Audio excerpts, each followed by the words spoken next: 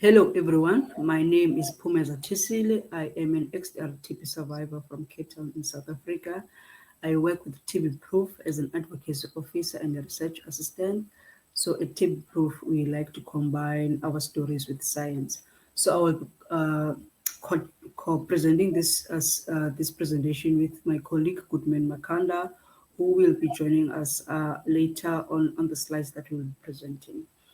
So we will be presenting on the project that was funded by the Global Fund. The project was for African TB champions. So as I said, the project is funded by the Global Fund.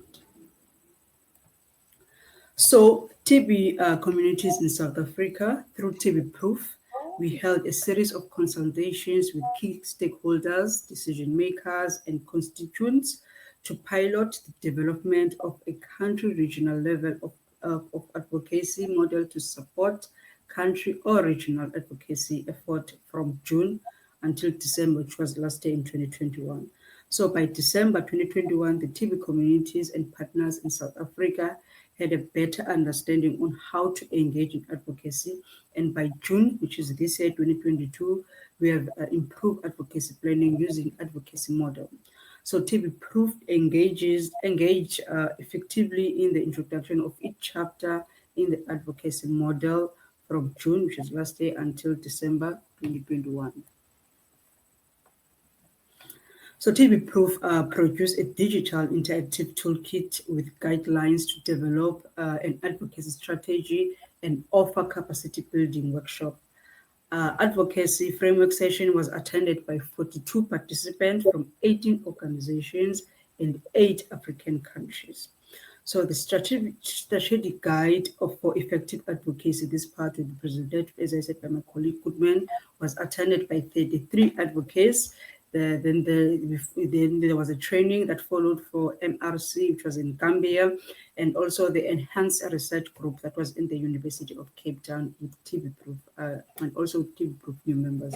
So one of these training was an in-person training, which was held at UCT by the research called the Enhance. So this was the meeting that took place on the 27th of July last year, and it was a learning session for TB Advocacy Organization on advocacy frameworks. So the goals of the TB Advocacy Evaluation Framework Toolkit was to advance towards achieving your organization's missions and vision, to measure the impact of your advocacy, which is very important. All of these are important, just so we note, and also to strategic planning to adapt to changing the environment, and also to support the development of the organization's grant application.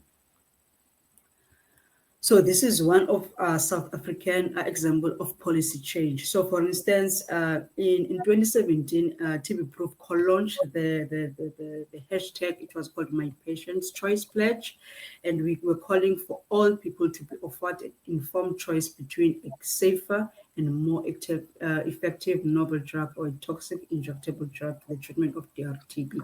So TB Proof utilized international advocacy events such as the World Health Organization ministerial meeting in Moscow and the World TB Day luncheon that was in New York.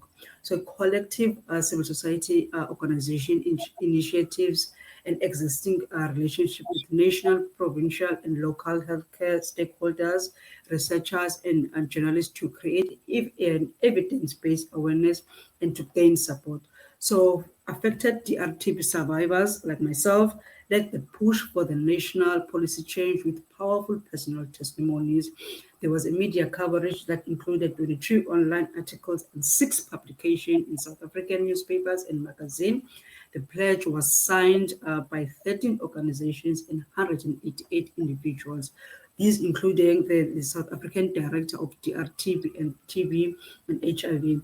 So in 2018, South Africa announced a landmark change in its DRTB guidelines, representing a collective advocacy success for patients, civil society organizations, academic, and healthcare partners. So the WHO then released guidelines that prioritize the use of beta-choline and linezolate over the injectable drugs in DRTB regimen. So yes, I was part of this movement, and as some of you might know, I actually experienced hearing loss from the injectable that was kanamycin at the time.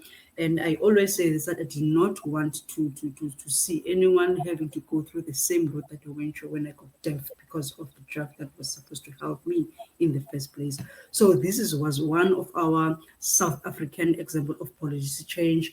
And just to note, South Africa was also the first country to actually replace the injectable with the new drugs, which was the better quality and the linezolid. So this is again a powerful example of advocacy change where we can all collaborate as TB survivors, as policymakers, and researchers, journalists, other CSOs organization. I mean, this was signed by 188 individual and 13 organizations. So it shows that collaborative work is very, very important when you want something to change. So there are advocacy tactics that are used, like stronger coalitions, as I've mentioned, and also media advocacy, whereby we get journalists to be involved, write stories, and also we sort of like co-write with them. And there is community mobilization, there is demonstration program, there is a political will campaign, there is policy analysis and research. So indicators and outcomes will sort of like increase knowledge to those who like for like percentage of audience with knowledge of an issue that was there, which is as it made the example I made about the injectable being replaced by the new drugs. So you again build stronger coalition. So you need numbers, you need the type, you need the strength, you need to get organizational relationships. So with that, we knew that there are 13 organizations that signed the pledge. So obviously we wanted to work with them, which is to build more like increased political will with those organizations, also those individuals. And we did a successful mobilization of public voices whereby we were getting new advocates being recruited. Like people also were like, they also experienced some sort of hearing loss, and I want to be part of this. This is just an example that I just made up now, but it's an example that is relevant to what I'm talking about. So you need this increased knowledge, the change attitudes of belief of people, the increased advocacy capacity, the successful mobilization, and so on and so forth. I mean, I'm sure this will be played all week. So if people, you can just pause and read all of that so that you can see what I'm talking about. So also the new political champions, people who actually experience whatever your outcome wants to be. Did you recruit a new TB champions, for instance? Did you recruit a champion actually to support some issue?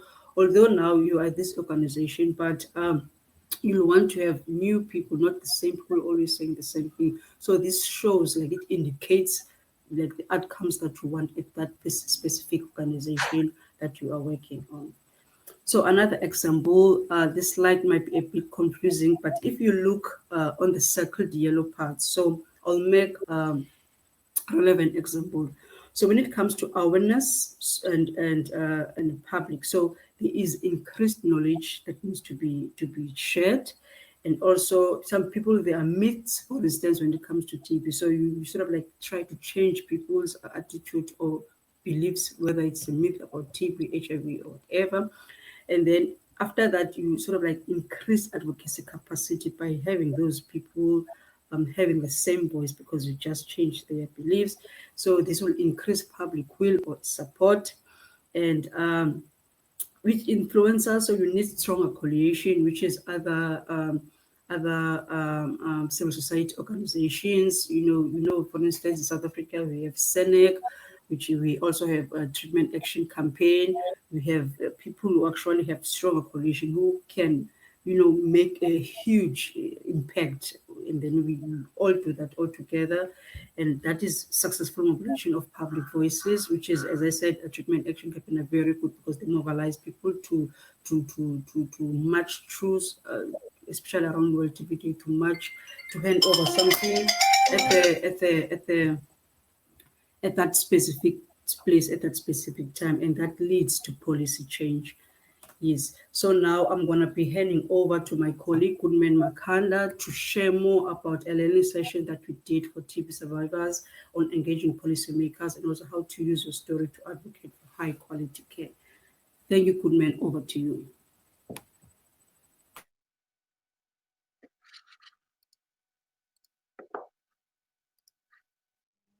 Thank you very much, Meza, for presenting this. As you mentioned, it's been funded by the Global Fund, and I'm working for a TB Proof. So it's an interesting program where we're reaching out to do sort of training with our partnership in South Africa as a learning session for TB survivors on engaging policymakers, how to use your story to advocate for high quality care. Next slide, please. So epic informant that we've been also use, E is for engaging. So you must be engaged and know exactly what you're talking about. So people, they can get the engagement of your story when you are telling it. And then P, when you come to a problem, you see the problem. But what you see, how could they solve, or how could you assist them to solve the problem? I for inform about the solution. As I was saying, you see the problem, but how could we solve the problem together? So what is the solution of the problem you've been seeing? How could we work together to make that? And that will lead us to see call for action when the high level meetings, when the people been listening to your story, when you've been working with other TB advocates in globally. So call for action where we can be in one a room and talking the same language. So it's what we call for action. That is epic when you defined what you call epic.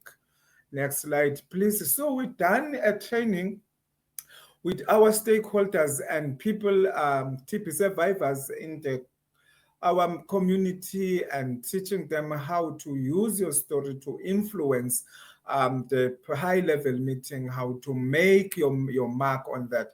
Who do you talk to? How do you tell your story?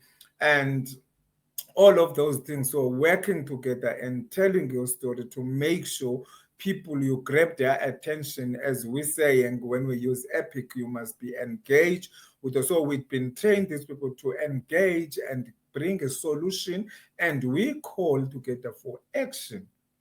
Next slide, please. As you can see, Daya is one of our people, TB survivor. Zinhle Mabopa, she was also telling her story. How did he conquer all of what you call tuberculosis with this lot of medication? So he was also encouraged and learning from our workshops when we're holding workshops, and then we've been telling them it's nothing wrong to tell your story, and it's not no way it's right, no way it's wrong. As long you own the story, you are the owner of the story. So you have a way to tell the story, give the example, give the challenges, give the solution, so every people, they can understand exactly what are you talking about. And there is our Phumeza Tisile, and we take this to social media, working why we should be care about TB with working with global health, global fund. So we make sure to equip our community so they can be well known how to tell the story. It doesn't matter. It's not only been equipping them to tell in a high level meetings, even started at the ground in the community, sharing with friends, sharing with family. So it's where everything will be started, and then you will be engaging for one of the days with a high level meeting, so you can understand exactly how to tell your story and how it works. It's all of those things. Next slide, please. So we did the evaluation after all of these sessions we've been holding with the community in the social media. We've been holding this session with UCT. We have people call them a multi-morbidity community, where we also training them to become an advocate when it comes to people living with multiple morbidity.